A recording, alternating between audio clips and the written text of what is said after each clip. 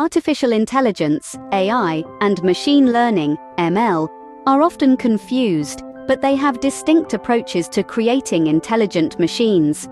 AI excels at specific tasks with clear instructions, like playing chess or following a recipe. It learns by being explicitly programmed with a vast library of rules or strategies.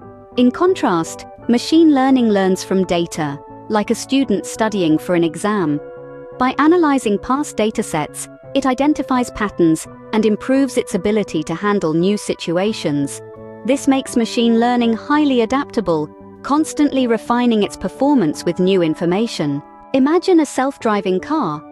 An AI system programmed with traffic laws might struggle with unexpected obstacles, while a machine learning system trained on vast datasets can learn to react and adapt, ensuring a safer ride.